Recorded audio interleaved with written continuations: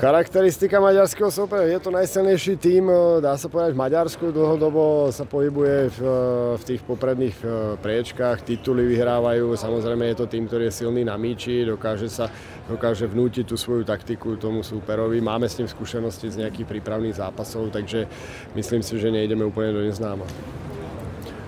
Tak my máme určitý spôsob boja, jednoznačne. V Európe to ukazujeme. Oni budú mať nás určite načítaných. Bude to taká taktická bitva, hrá sa to na 2 zápasy, takže uvidíme, ako tie dva spôsoby na seba narazia, čo z toho vyjde a po prípade budeme reagovať. Všetci vieme o tom, že majú výborného hroťáka, ktorý nie je úplne technicky rýchly, ale je to zabijak vo vápne.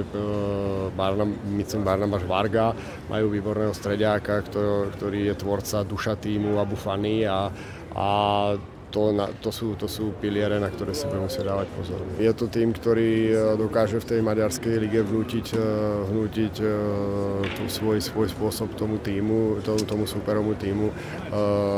Potom je to o tej streleckej kvalite, kedy sa im presadia tí hroťáci. Vidť Varga, ktorý nejaké zápasy nehral, potom nastúpil, dal nejaké góly, takže skôr pre nás má vypovedajúcu hodnotu tie európske zápasy, ktoré dokážu zvládať a tie sme hlavne sledovali, takže na to si musíme dať pozor. Ten tím, myslím, že 3 zápasy v lige vyhral z posledných 11, ale zase doma vyhráva v európske zápasy, takže je to také dvojsečné a je to iný tím na domácej lige ako v Európe.